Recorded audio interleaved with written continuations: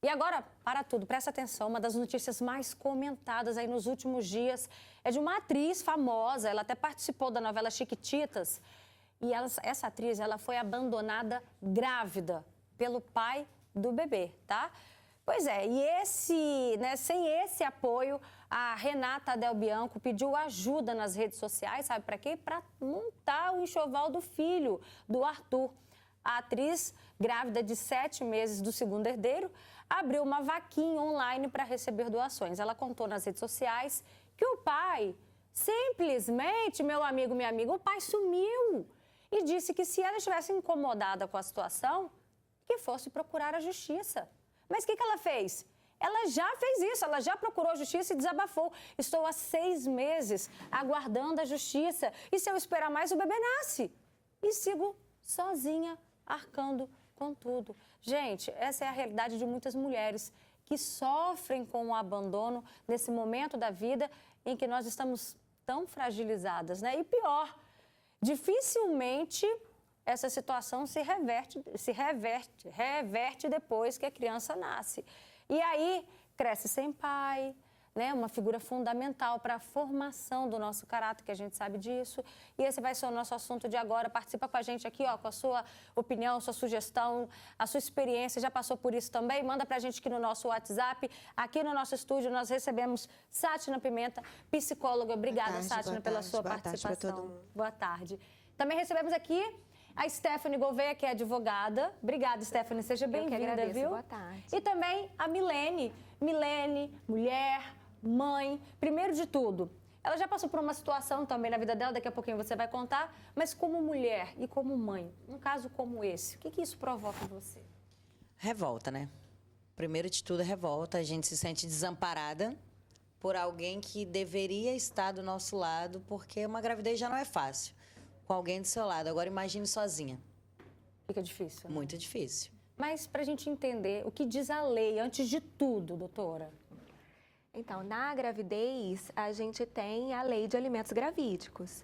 Então, a mulher, ela pode, se o pai da criança não prestar assistência que ele tem obrigação de fazer, tanto afetiva quanto material, e infelizmente acontece muito, ela pode entrar com um pedido de alimentos gravídicos, que ela vai demonstrar aí indícios de paternidade, e o juiz vai definir um valor, né, daquilo que ela apresentar, para que esse pai seja obrigado a pagar. Isso inclui tudo que ela precisa: enxoval, consultas, exames, apoio psicológico, isso inclui tudo. Mas, infelizmente, esse arbitramento do valor não é tão justo. Então, quer dizer que essa obrigação já começa desde a gestação. Exatamente. Não é depois que o filho nasce, não. De jeito nenhum. Já na gestação, a gente tem uma lei, a Lei 8.804, que foi instituída em 2008, que garante esse direito à mãe. E se a pessoa, o cara vira e fala, esse filho não é meu, e aí? Então, aí quando ela entra com a ação, ela precisa demonstrar indícios de paternidade. Vídeos com esse suposto pai, algum depoimento de um conhecido, fotos, mensagens no WhatsApp que demonstrem que ele possivelmente é o pai. Então, o juiz, baseado naquele documento comprobatório, vai arbitrar o valor de pensão, porque ele precisa garantir o direito à gestante e à criança. Sátina, a própria Milene disse aqui, né, que quando a gente está junto, ali com o pai da criança, o nosso companheiro, já é difícil, já não é fácil enfrentar uma gestação, as oscilações hormonais, ainda mais diante do momento que separa, né? Cada um vai para um lado. E mais ainda quando cada um vai para o lado e o outro lado nem sequer olha para você. Qual o impacto emocional que isso pode trazer para essa mulher no período da gestação? A gestação por si só, como você disse, já traz para a gente diversos impactos emocionais, principalmente da modificação de quem somos, né? E não importa se é a primeira gravidez, a segunda ou a terceira. Não importa, porque a gente vai estar mudando o nosso corpo, a gente vai estar mudando o nosso dia a dia, nós vamos estar mudando a nossa forma de pensar o mundo, ver o mundo, estar no mundo, né? E a gente precisa de apoio para que isso aconteça. teoricamente, esse apoio deveria vir do nosso companheiro. Então, quando isso acontece, a gente tem um luto de um monte de coisa. O luto dessa mulher que não estava grávida e agora está e está nascendo junto com essa criança, né? E o luto do abandono. Entende? Então, a gente acaba tendo toda uma situação que pode vir trazer uma depressão gestacional, que pode vir trazer uma rejeição dessa gestação, que pode vir trazer após o nascimento, no puerpério, uma rejeição a essa criança, tudo baseado nesta construção aí de não aceitação ou de não responsabilidade, porque essa eu quero deixar, responsabilidade do outro pelo relacionamento que teve e pela criança que está por vir. Né? Porque, na verdade, é isso, é falta de responsabilidade afetiva e, né, fraternal. Mila, qual foi a sua história? Você engravidou cedo também, não é isso? Isso, eu engravidei com 21 anos, ele também tinha a mesma idade, então ambos eram muito imaturos na época. Aí eu engravidei, a gente no meio, a gente já estava no vai e volta. Ele... Então, quer dizer, você, os 9 meses ali de gestação, ele não ficou 100% ali do seu lado? Vocês, não. Hora juntos, hora separados? Isso. Então, ele não esteve 100% do meu lado e isso atrapalhou demais, porque, por certa parte, lógico que a gente quer alguém ali do nosso lado para estar apoiando a gente, e eu não tinha. E questão financeiramente também, eu precisei procurar a justiça, né? Precisei procurar para poder eu conseguir reaver essas questões financeiras, que eu não tinha esse apoio também. Então, eu, por si só, tinha que trabalhar para conseguir fazer enxoval, conseguir montar as coisas do meu filho, que na época foram coisas muito simples, né? Em vista do que a gente tem hoje, foi muito simples o meu enxoval. Como é que você teve que fazer para se virar e arcar tanto financeiramente sozinha, então esse período aí da gestação, exames, né, consultas, um enxoval? Como que você fez para se virar sozinha financeiramente? Na época eu trabalhava, eu vendia cachorro-quente, então eu sempre tinha um dinheiro. Eu não tive esse repouso de 4, 6 meses que normalmente as mulheres têm. Eu, logo em seguida, eu fui trabalhar. Eu acho que meu filho não tinha nem um mês, eu já comecei a trabalhar. Então, e tive que tocar, porque eu não tinha apoio financeiro, então eu tinha que ir atrás e me virar. A história é essa mesmo, me virar. E como é que foi para você o lado emocional? Pensa, né, desde das descobertas, né, sentir o pezinho mexendo ali na barriga, os momentos de alegria e não ter aquela pessoa ali para compartilhar, para dividir essa emoção, aos momentos difíceis também, né, a fase mais crítica da gestação. Como é que foi para você encarar isso? Não é nada fácil, porque a gente realmente... Quando a mulher engravida, ela quer estar com aquela pessoa. E por N situações que não dão certo, a gente se frustra, porque a gente quer poder contar com um homem. Essa é a palavra real, um homem do lado. E aí, por conta da imaturidade e outros aspectos, não tinha. Então, isso me deixava muito fragilizada. Você querer dividir algo com quem seria o pai do seu filho e você não poder. Impactou? Demais. Muito. Seu emocional ficava como? Abalado. Já é difícil, né? Sim. E olha só, a gente também vai ouvir agora o relato da Bruna. Ela está com a gente aqui por ligação de vídeo. Primeiro ela vai explicar pra gente como é que foi, o que você enfrentou grávida. Bruna, boa tarde. Boa tarde, tudo bem? Tudo jóia. Então, foi um relacionamento que não foi assim, a gente não chegou a ter um namoro, não chegou a viver junto, mas a gente saiu, ficou junto e depois eu descobri que estava grávida. Aí quando eu falei com ele que eu estava grávida, ele simplesmente não quis assumir assim a responsabilidade paterna e assim, simplesmente não quis saber. Aí eu peguei e tive que arcar com exames, tive que arcar com todos os gastos, né? Porque infelizmente também a gente passa pela dificuldade, encontra no SUS uma dificuldade para ultrassom, exames de sangue, medicamentos, e eu precisei arcar com tudo isso sozinha, fora que um baque, né, porque foi uma gravidez não planejada, então já foi assim, um baque, eu descobri que estava grávida, e eu já tenho uma filha, né, então foi uma segunda gravidez, a minha primeira filha também, o pai também não, a gente se separou, então fui mãe solo por 2 vezes. E é complicado, porque eu assumi toda a responsabilidade financeira sozinha e com a dificuldade de ter uma filha, que a minha filha tinha ainda 4 aninhos quando eu engravidei, então tinha essa responsabilidade de assumir uma outra gravidez, veio uma depressão, entendeu? Eu tive uma depressão durante a gestação, eu rejeitei a gravidez, eu não quis, quando meu filho nasceu, eu tive uma depressão pós-parto, que inclusive eu, assim, não queria mais a criança, inclusive eu pensava assim em cometer suicídio, em fazer algo assim que me afundou bastante. Eu tive apoio das minhas irmãs na minha gravidez, de quando meu filho nasceu, que me ajudaram. Uma irmã minha me levou para casa dela, para me ficar na casa dela, nesse período depois que o neném nasceu, que foi o que me ajudou, me estabilizou um pouco, porque realmente a falta de apoio financeiro é grande e não ter também o apoio físico, a pessoa presencial, é pior ainda, porque você se sente sozinha, desamparada. E então, assim, é uma situação que você não espera passar.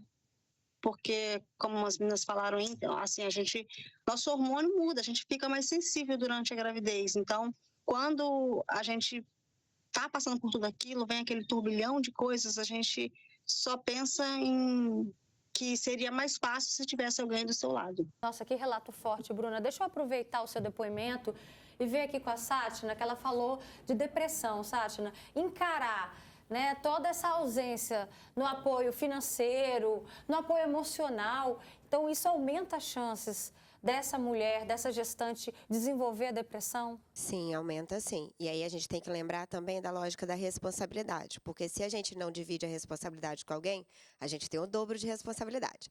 Se nós, grávidas com os nossos maridos, olhamos e falamos, meu Deus, eu vou voltar para o mercado de trabalho, será que vão me aceitar de volta? Não vão me mandar embora? Eu lembro que eu, na primeira, falei, gente, será que vão me mandar embora depois que eu voltar? Se botar alguém no meu lugar e tá melhor do que eu? Eu lembro disso. Então, a gente acaba também pensando sobre como nós vamos lidar com essa pós, né? Quando essa criança vier, como é que eu vou cuidar dessa criança? Como é que eu vou trabalhar? Com quem que eu vou deixar? Aonde que vai... Entendeu? Então, tudo isso... O caso da Milene, que voltou a trabalhar, não teve resguardo. Exatamente. Com menos de um mês já estava vendendo cachorro-quente. Se bobear, novo, levava né? o neném ainda para poder fazer as coisas junto com você, né? Como é que você fazia com o filho? Aí, ó. Eu deixava com uma amiga minha na época. Uma amiga. Ficava. E se não tiver rede de apoio, a gente faz o quê? Entende? Não é simplesmente colocar na creche. A gente está falando de um bebê de um mês. Exatamente. Né? Agora, Stephanie, no caso aí da atriz, da Renata, ela já está há 6 meses na justiça, daqui a pouco ela está ganhando. E aí, como é que dura? Como é que é esse processo? Geralmente demora assim? Então, a lei de alimentos, ela tem um rito especial. Ela deve ser mais célere. Mas, infelizmente, às vezes, devido à alta demanda do judiciário, à falta de servidor público, acaba demorando. Mas, na maioria dos casos, eu não sei a comarca que ela está, né, o estado que ela está, mas na maioria dos casos, teria que ter uma resposta mais rápida. 6 meses é realmente muito tempo. Teria que ter uma resposta mais rápida para arbitrar esse valor, para que ele seja intimado desse valor, para ele poder pagar. E caso ele não pague, para que ela possa executá-lo. E ele também ser intimado a pagar ou ir preso, né? Porque a gente pode escolher entre executar esse pai pedindo a prisão dele ou pedindo busca de valores em conta, penhora, né, de algum bem dele.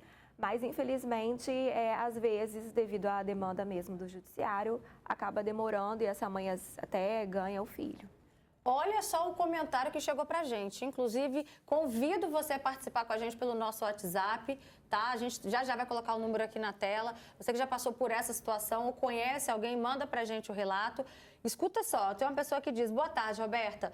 Em 2013, eu tive uma gravidez e tentei entrar com um processo gravídico. E o advogado falou na minha cara simplesmente que isso não existia, que não era obrigado o pai a pagar nada durante a gravidez, apenas quando o filho nascesse. Hoje a minha filha está com 10 anos e o pai nem quer saber dela. Paga pensão simplesmente para não ser preso. Inclusive, eu queria saber se eu posso entrar na justiça por abandono afetivo. Em 2013, já existia essa lei? Já, sim, a lei de 2008. Então, já existia a possibilidade... Advogado muito desinformado esse colega, né? Sim, bastante. Porque é um direito da gestante, é um direito do filho, está vigente desde 2008 e é amplamente divulgado hoje em dia. Muitas mulheres entram com essa ação, porque infelizmente o percentual de abandono é muito grande, né? O pai, ele se esquiva da responsabilidade e da obrigação. Tem outro comentário aqui. Boa tarde, meu filho hoje tem 6 anos. O meu ex registrou o filho e deu pensão por 1 ano.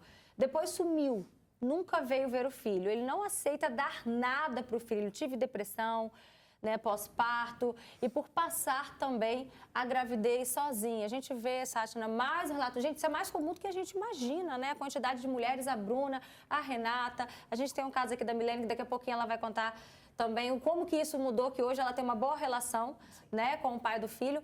Mas para as mulheres que estão enfrentando isso, como focar na gravidez? Pensar no filho. Acho que essa foi a pergunta mais difícil que você fez pra A mim pergunta de milhões, em né, todos amiga? esses 2 anos de fala. Sério mesmo. É assim, porque é muito difícil a gente simplesmente deixar de sentir aquilo que está ao nosso redor e falar, não, vou focar no meu filho, vou focar em mim, vou deixar isso para lá. Não dá, né? Então, isso vai, de alguma forma, bater na gente. E aí vem uma frase muito triste, né? Porque toda mulher, toda mãe é forte. Eu quero ser forte, eu quero ser só mãe, sabe? E aí a gente é cobrada disso. Se ele não quer, você tem que dar jeito. Se ele não faz, você tem que dar jeito. O que não pode é ficar o menino solto, que não sei o quê. Calma, não é por aí também, né? Porque volta a falar. Essa responsabilidade também nos gera angústia, também nos gera tristeza, também nos gera uma cobrança que é injusta até, entende? Assim, eu diria que se você tiver, busque sua rede de apoio, busque seus familiares, busque seus amigos. Não fique sozinho nesse momento. Por mais que, por vezes, você possa sentir vergonha, porque tem muitas mulheres que têm vergonha de engravidar de uma pessoa que faz um papel desse, desculpa, mas eu vou falar desse jeito. Mas vá, busque, não fique sozinho, sabe? Porque pode se tornar mais doloroso e aí a gente não dá conta da dor. Entende? Então, vamos cuidar antes que a dor tome conta da gente. Tem mais um comentário que diz aqui, a pessoa fala, descobri minha gravidez e estava 11 dias já separada. O pai do meu bebê não me ajudou financeiramente em nada durante a gravidez, ao contrário, ficava me perturbando com fotos obscenas dele com outras mulheres. Meu Deus, que absurdo isso. E ficava, com outras mulheres, o que me fez entrar em depressão e ter vários problemas durante a gestação. Eu entrei com um pedido de pensão gravídica e não saiu. Olha aí, tá vendo, doutora Stephanie? Mais um caso. Meu bebê já tem 1 ano e 3 meses. O pai não fez questão de saber do bebê e não ajuda com nada. No seu caso, Mila, a parte financeira você conseguiu resolver entrando na justiça. E a parte emocional? A parte emocional, ele sempre esteve presente na medida do possível dele. Não se ausentou. Ele não se ausentou. E hoje ele é um bom pai, entendeu? Ele é muito presente com o meu filho. Mas na época, como eu sempre falei, por ele ser muito novo, então ele tinha as questões que ele ficava muito com os amigos dele, então ele nem sempre estava presente comigo.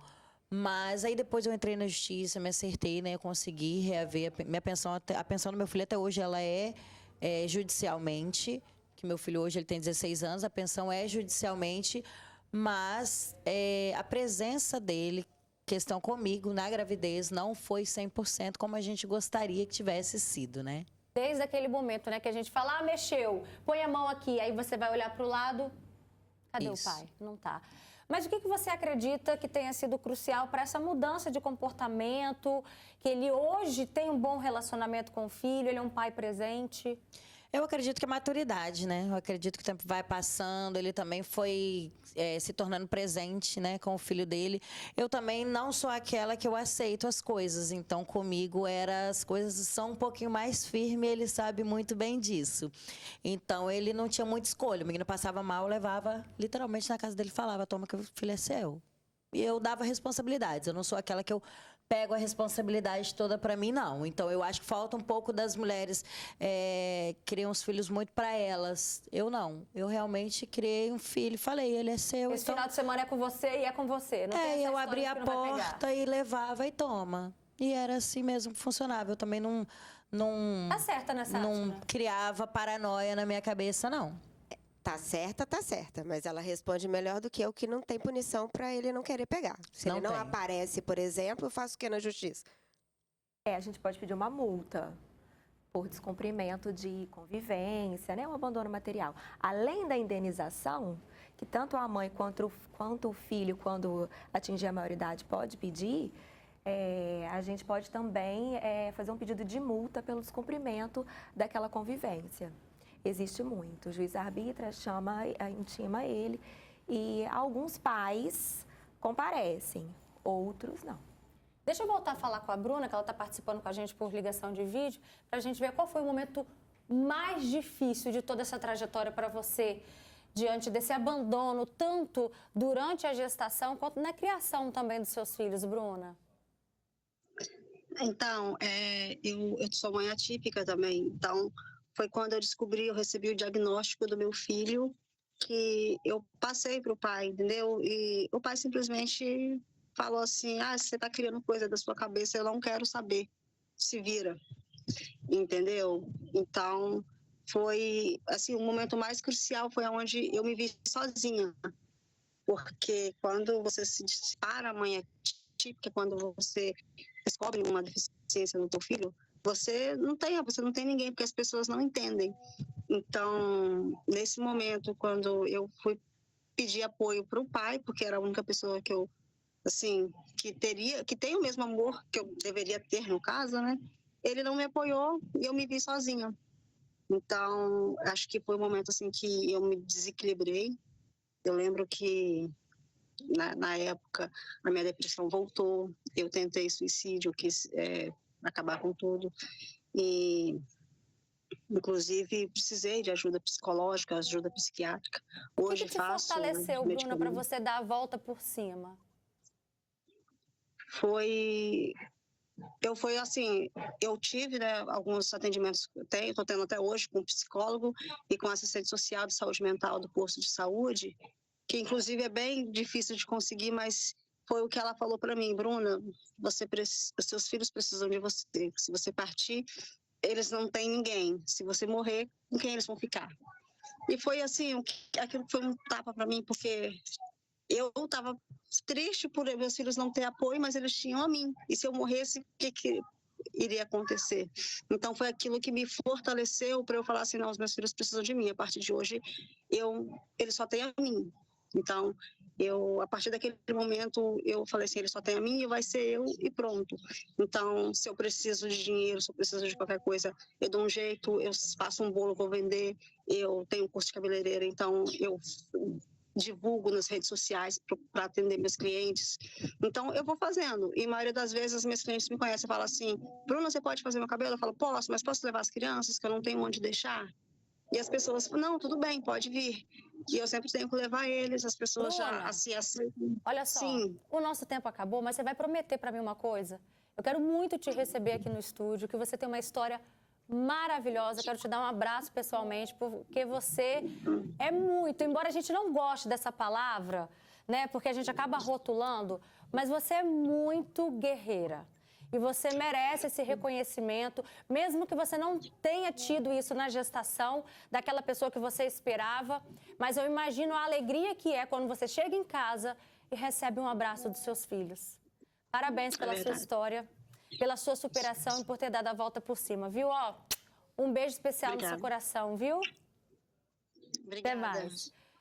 Mulheres lindas e maravilhosas, nosso tempo acabou. Obrigada pela participação de vocês. Agradecemos imensamente a contribuição, porque é um assunto que é muito mais comum do que a gente possa imaginar. E a gente espera ter fortalecido essas mulheres que estão enfrentando isso.